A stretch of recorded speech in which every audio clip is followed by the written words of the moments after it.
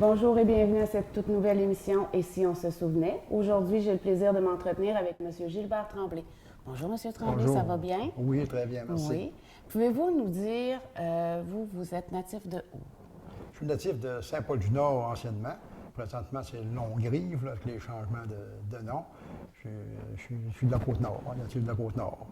Mon père travaillait pour l'Inglo, puis on est déménagé, je suis allé à Forrestville, j'avais 5 ans. Quand, je me souviens, quand on a déménagé à Forrestville, il n'y avait même pas de pont sur la rivière Port-Neuf. Ça débutait. On a traversé la rivière sur un bac qu'il appelait. Là, bon. C'était les débuts de Forrestville, à fin de compte. On a été s'établir, moi je dis des fois en banlieue de Forrestville, à Paul B. J'ai été élevé à Paul B. J'ai fait l'école primaire là, à Paul B, puis après à Forrestville, quand le couvent était construit, puis tout ça. Puis ça a continué. Ah, il y a déjà eu un couvent ici à Forrestville. Oui, un couvent, le primaire, l'école primaire, là, on appelait ça le couvent, parce que c'était dirigé par des religieuses. J'ai fait ma 6e année là. Il ne faisait pas le 7e. J'ai retourné à Saint-Paul-du-Nord encore au couvent pour faire le 7e. Je suis revenu ici parce qu'il faisait la 8e, faire le 8e. Puis c'est quasiment le seul professeur que j'ai eu masculin à la 8e. Avant, c'était toujours soit des institutrices ou des religieuses. La 8e, c'était un homme, un professeur. Un très bon professeur pour ça. Monsieur, de mon souvenir, Hamelin, Dominique Hamelin. Très, très bon. Comme vous dites, c'était quand même très rare un homme. Là. Ouais. Ça devait être un des premiers là, qui osait faire le métier dit de femme. Oui, bien ici, à Forrestville, c'était le premier comme professeur que j'avais. Avant ça, c'était toujours des institutrices. On disait des maîtresses, mais des institutrices. Là. Maintenant, on dit des professeurs. Oui, c'est ça. Le nom change avec le temps. Oui, Est-ce que vous venez d'une famille nombreuse? Mes parents, on avait 10 enfants. 10 enfants? Ouais. Disons qu'il y a eu des mortalités en cours de route, là. On est resté 8, là. Puis moi, dans ma famille, on a 5 enfants. Vous avez 5 enfants. C'est ça. 3 gars, 2 filles. 5. Je m'excuse, 3 filles, 2 gars. Les filles vont être fâchées. 3 filles, 2 gars. Ouais. Puis eux, est-ce qu'ils sont encore tous ici, proches de vous? Oui, j'ai une fille qui est à Forrestville avec un garçon. Puis un autre de mes filles qui demeure au Mont-Saint-Hilaire. Un garçon, justement, celui que je disais avant qui était malade, là, qui demeure à Pierreville. Là. Puis, là, il m'en manque un, là, avec Clermont qui est là-bas, Yannick qui est ici, Clamence, Sonia, puis une autre fille à Forrestville. OK. Ah, d'accord. Puis si on revient à votre parcours à vous, avez-vous étudié après votre primaire? Avez-vous étudié pour un métier? C'est ça. Je dis que après la 8e terminée, je suis allé à l'école forestière du Chêné, un cours de garde forestier. Dans le temps, l'employeur, il courait après les hommes, les employés. Dans l'ouvrage, il y avait beaucoup d'ouvrages à Forrestville dans le temps. Je me souviens juste, ma 8e année, là, il y a justement quelqu'un qui s'occupait du personnel pour la compagnie L'Anglo dans le temps, qui était venu nous rencontrer à l'école pour nous dire si on était intéressé à travailler pour la compagnie, qui était prêt à nous employer. Dans ce temps-là, c'était une compagnie forestière, c'était la forêt. Mais moi, j'avais décidé d'aller prendre un cours de garde forestier à Duchesnay, travailler en forêt. OK. Puis vous avez travaillé longtemps en forêt? Toute ma vie. J'ai travaillé 35 ans, pas toujours pour l'Anglo, parce que dans l'Anglo, ils ont changé de nom aussi, mais j'ai changé pour la Société de conservation des forêts, qu'on appelait, là, la protection des forêts. Moi, des fois, je dis là, à mes enfants, j'ai été chanceux. J'ai travaillé toute ma vie d'un travail que j'aimais. Tu sais, la forêt, c'est ça. J'aimais bien ça, puis j'ai travaillé toute ma vie en forêt. Ça fait que bien le fun, bien content d'avoir fait ça. Est-ce que c'est le seul domaine en forêt que vous avez touché ou vous avez quand même fait des métiers connexes autour? Oui, j'ai commencé comme jetandeur, comme mesureur de bois. Le cours de garde forestier, en fin de compte, ça allait à mesureur de bois ou sur l'arpentage. J'ai mesuré pour la compagnie, puis j'ai fait un peu d'arpentage dans les premiers travaux de l'hydro, la ligne de tunnel de Labréville. Bon, on a transporté en avion, les tout débuts de Labréville, on allait en avion au lac Cassé, qui appelait où le tunnel rentre, pour travailler sur la ligne du tunnel, arpenter en fin de compte, faire le tracé de la ligne, puis mesurer les distances, puis tout ça. J'ai travaillé pour les tout débuts de l'hydro. Oh, fait que vous avez vu Hydro-Québec grossir. Labréville, puis 45 000, c'est sans chemin. C'est que rentrer là en avion, puis on attendait le dynamitage, on disait, bon, le chemin s'en vient, le chemin s'en vient. Mais la première fois que je suis allé à Lébréville, j'ai rentré là en avion, puis j'ai sorti en canot, 2 mois après. En canot? Oui, en canot, avec des gars, justement, des gars qui s'occupaient de protection des forêts, là, qui montaient par la rivière Berzemis. Les autres, il y avait un camp là, secondaire, avec une équipe de protection, justement, quand il y avait des feux de foudre, ils avaient la main qui s'occupait d'éteindre les feux. Puis ils descendaient, les autres, par la rivière, puis on m'avait dit ça. On allait les visiter de temps en temps, là. Puis ils m'avaient dit qu'ils descendaient, puis c'était pas dans le temps que moi je sortais. Puis j'embarquais avec eux autres pour descendre jusqu'à traverse la rivière Berzemis. Dans ce temps-là aussi, il n'y avait pas de pont. C'est aussi une traverse, là, jusqu'à traverse Berzemis. Donc, vous avez tout vu l'évolution, comment que Forestville a grandi, comment que... Oui, le début. Quand on est arrivé à Forestville, là, il n'y avait pas beaucoup de maisons. Comme je dis tantôt, pour aller à Paul B, là, mais même sur la route 138, là, quelques maisons dispersées. C'était, en fin de compte, c'était des lots, des lots de colonisation. Bon, puis il y avait à peu près une maison par lot.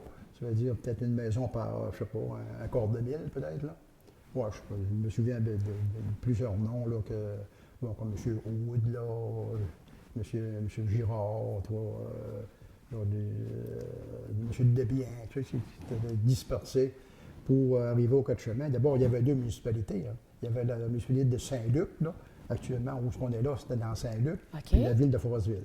La compagnie était constituée d'une ville privée, en fin de compte.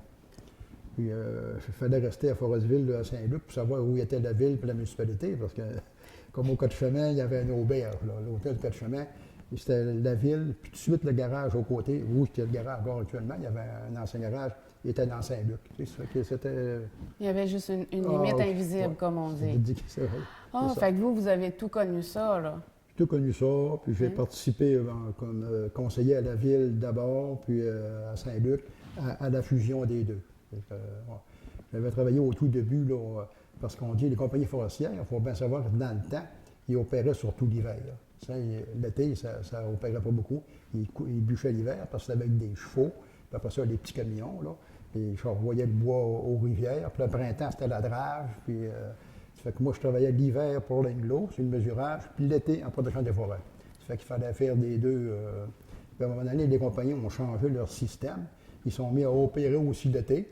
Ça fait que là, ça chambardait un peu mon affaire. J'ai eu une offre justement de la Société de conservation qui m'offrait d'aller suivre un cours en protection des forêts si je voulais à Duchesnay pour travailler pour eux autres. C'est ce qui est arrivé. Je suis allé suivre un cours en protection des forêts à Duchesnay, puis en revenant, on m'a nommé responsable d'un territoire pour la protection des forêts. Puis avec tout le travail que vous avez eu, vous avez réussi à rencontrer votre femme? Oui, c'est ça. Ouais. J'en ai rencontré plusieurs, mais j'en ai choisi une. J'en ai choisi une. Ouais. On passe maintenant à une pause de 2 minutes et on vous revient tout de suite après. On est de retour de la pause. Juste avant, on parlait, M. Gilbert et moi, de sa rencontre avec sa femme. Donc, M. Gilbert, parlez-nous un peu de votre rencontre avec votre femme. Comment ça s'est passé? Oui, ça se passait dans ce temps-là. Il y avait des soirées de danse dans les maisons. La plupart des temps, fait qu'en jeunesse, on courait.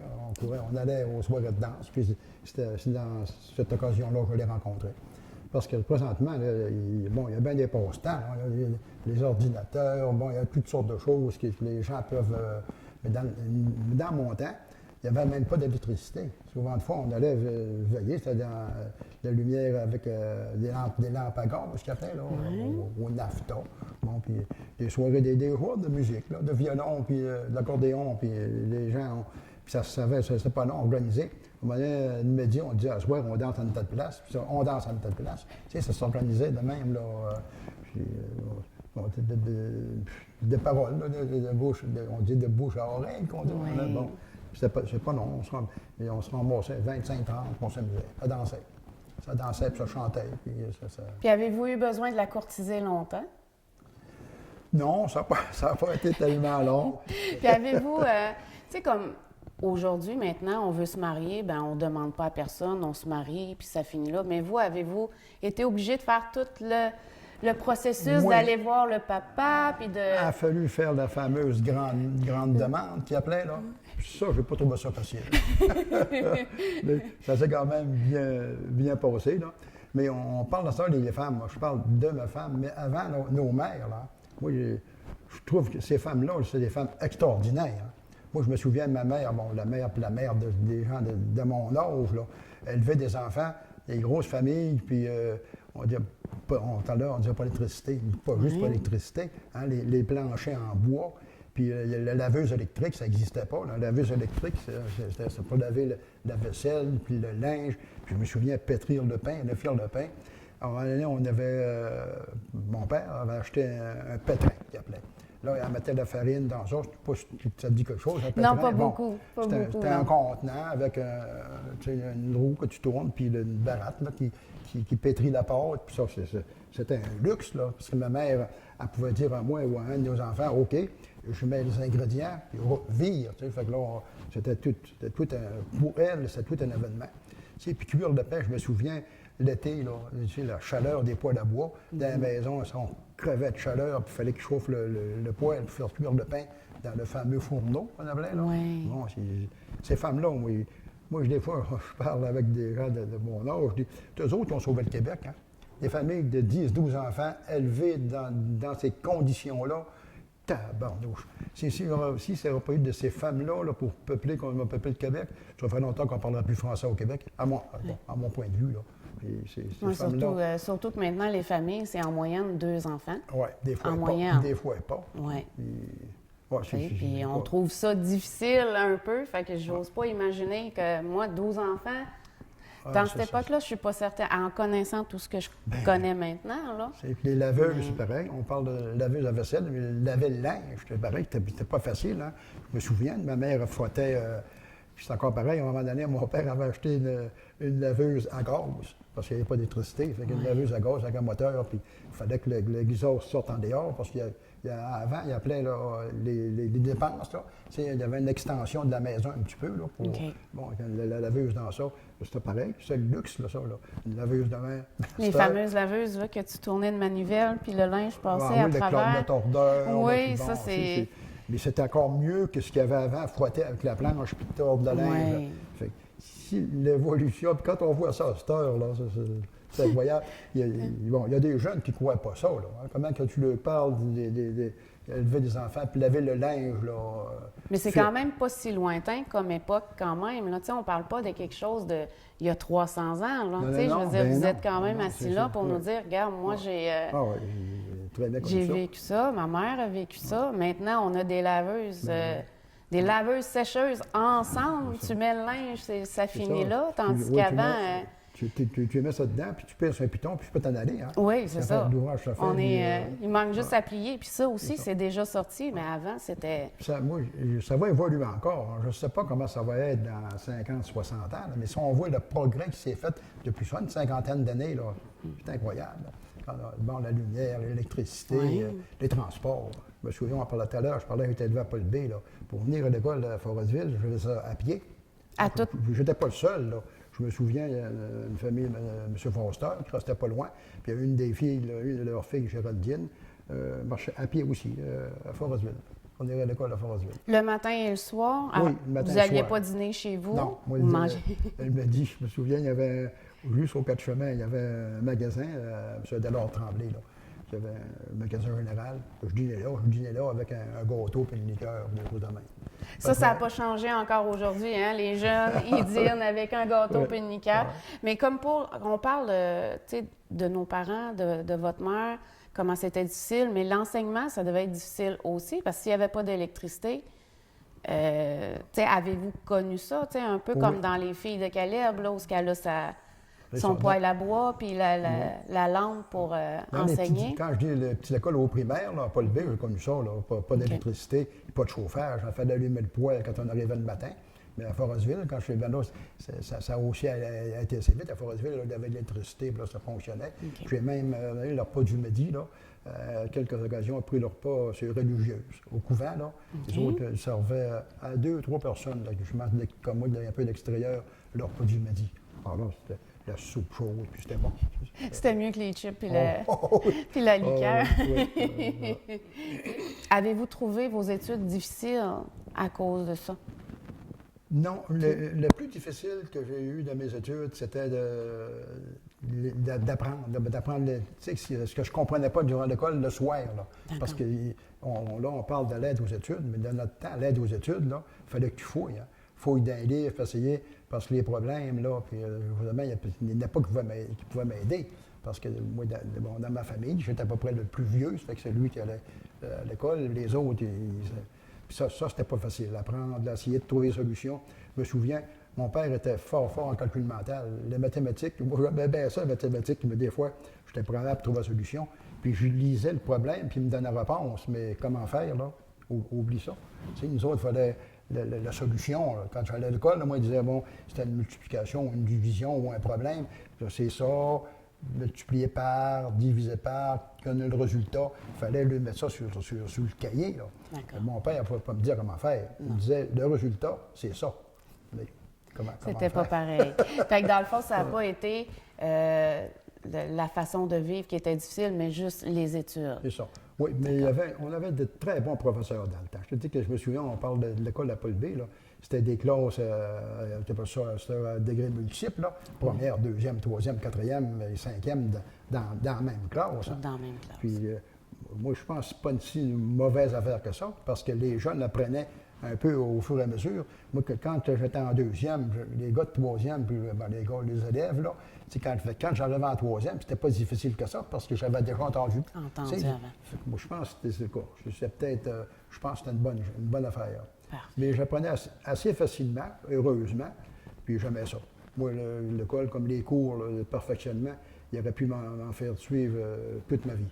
J'aimais bien ça quand l'employeur me disait, bon, on va avoir une formation là, de 3 semaines, un mois. J'étais bien content. J'aimais ça. J'aimais ça. J'aimais apprendre. Fait qu'on va rester là-dessus un petit peu. On va aller à une pause de 2 minutes, puis on va revenir, puis on va continuer notre discussion qui est fort intéressante. Parfait.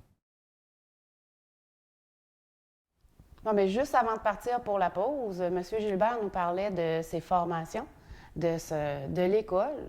Donc, vous disiez que vous aimiez beaucoup faire des mises à niveau dans votre travail.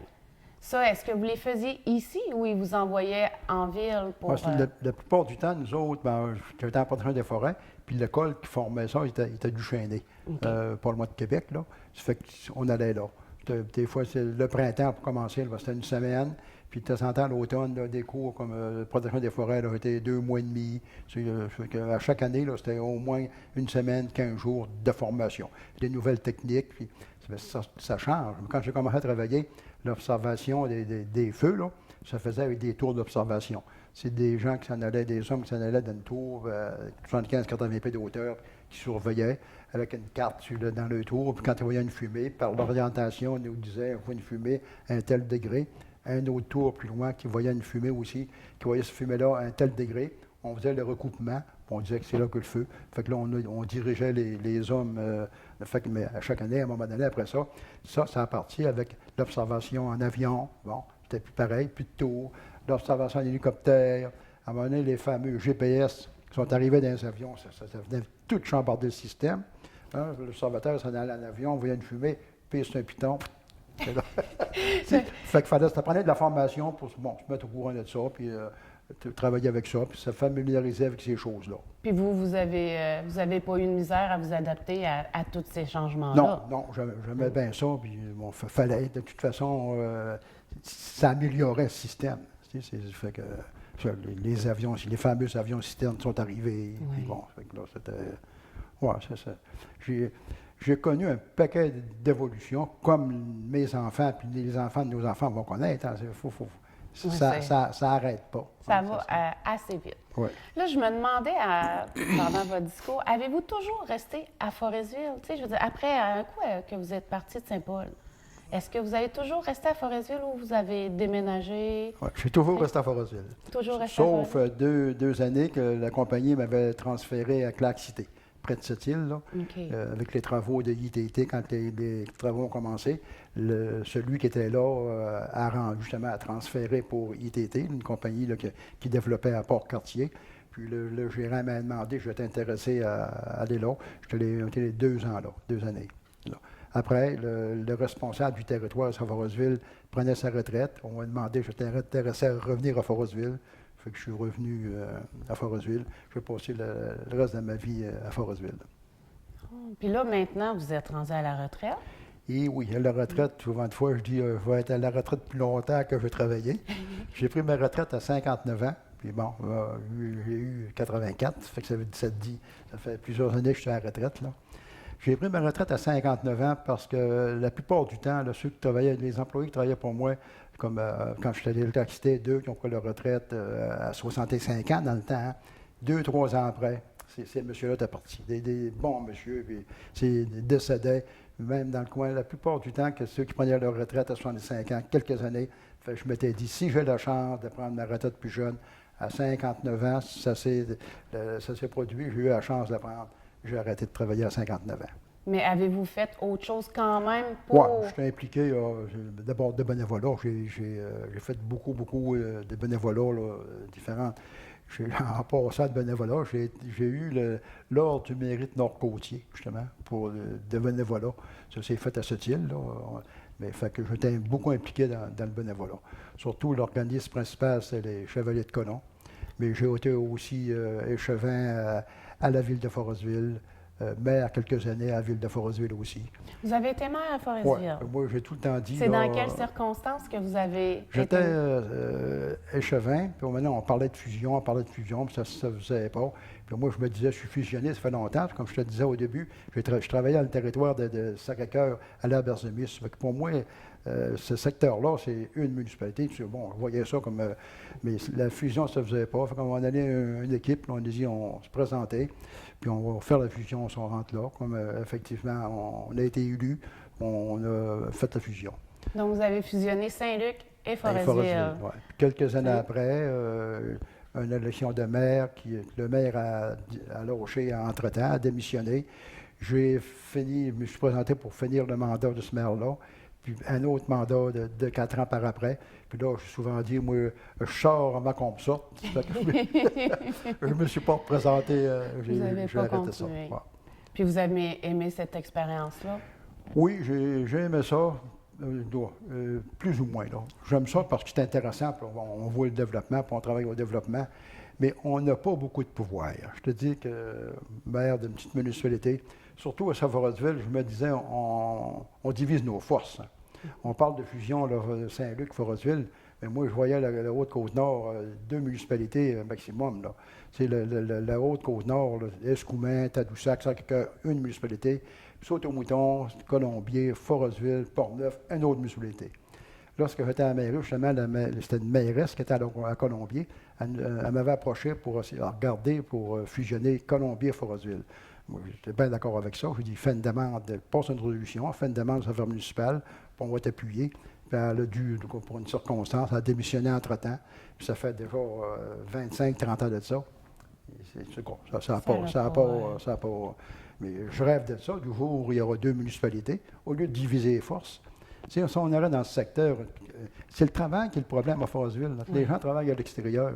Si on aurait une usine qui donnerait de l'ouvrage à la population, qu'elle soit située n'importe où, Colombier, Longueuil, c'est quoi? Voyager une demi-heure pour aller travailler. En ville, ça tu fais 3 coins de rue. Je me souviens quand mon garçon restait à Montréal, là, il restait pas loin de l'entrée du pont Choc-Cartier. Traverser 3-4 rues, ça nous prenait une demi-heure. Et c'est quoi? Partir de Forrestville, aller travailler à Colombier, ou de partir de Colombier, aller travailler à Port-Neuf. On aurait bien plus de force, on serait regroupés pour essayer, parce que là, je te dis qu'on n'a pas grand force au gouvernement. Parce que vous avez vu Forrestville, qui était une ville, puis qui est devenue maintenant un village. Vous avez vu la population partir. Vous avez vu Forrestville se peupler, mais vous avez vu aussi Forrestville se dépeupler au détriment des Dans le temps, quand j'étais à la ville de Forrestville, oui, il y avait en forêt autant d'hommes, surtout des hommes, parce que c'est des travaux forestiers, autant de populations en forêt qu'il y avait à Forrestville. Tu sais, dans le temps, il y avait à Forrestville peut-être au-dessus de 4000, 4005, 4006 de population, puis il y avait facilement 3500, 3000 à 4000 employés. Puis quand les travaux de Litron ont commencé, plus de population là, avec Lavryville, 45 000, puis l'Anglo, d'Eshowa, dans le temps après, avec Forestville. Puis tout ça, avec la forêt, les fermetures de la forêt, on n'a plus de monde. Parce qu'en peu de temps, Labrie-Ville était comme un petit village à un moment donné. Maintenant, ils ont tous débâti ça. Ouais. Vous avez connu ça, cette Labrie-Ville, période-là. Puis de voir que quelque chose qui marchait bien. Et puis là, maintenant, ça doit... Il y a des possibilités. On vient chercher nos matières premières pour les emmener en ville. Il faut pourquoi pas essayer de les développer. On voit l'aluminium qu'il y a à Bécomo. Je ne peux pas comprendre. Il n'y aurait pas quelque chose pour développer, je pourrais dire maudit, je ne le dirai pas. Des pièces automobiles ou quelque chose, une petite usine qui donnerait de l'ouvrage à une centaine de personnes en aluminium. Au lieu de. Là, il y a un transport en bloc à l'extérieur là, pour fabriquer des. Bon, il y a quelque chose qui se passe, il y a quelque chose qui se passe. On n'a pas de force. Tu sais, justement, c'est ça que ça revient à la division. Si on se réunit, plus on va s'unir, puis plus on va parler d'une fois, plus on va avoir de force. Ça fait penser, là, des fois je m'enflamme, le pont du Saguenay. Oui. On va passer l'été à entendre parler du troisième lien à Québec pour les ponts. On n'en a même pas un, nous autres. Puis heureusement, il y a une rencontre, je voyais ces journaux là, qui vont, la Société des ponts là, vont essayer, bon, tant mieux, avec les ouvertures qu'il y a à cette heure, là, le fédéral, puis la Caisse de dépôt et placement qui sont prêts à mettre de l'argent, qui nous bâtissent un pont payant, s'il faut. Bon, au moins, on traversera quand on voudra traverser. Bien, M. Gilbert Tremblay, on va devoir s'arrêter. Pas parce que vous n'êtes pas intéressant, au contraire, je pense qu'on aura encore beaucoup de choses à dire, mais l'émission dure ce qu'elle dure. Donc, je vous remercie beaucoup de nous avoir parlé un peu de vous. Puis j'espère qu'un jour, on va avoir la chance de parler encore plus. Bien, c'est moi qui te remercie. Ça m'a fait plaisir. J'espère, que ça va donner quelques informations à nos enfants et à nos petits-enfants. Comment ça se passe dans notre temps. Bien, merci beaucoup. Fait que, on vous laisse là-dessus et on vous dit à la prochaine. Merci. Salut bien.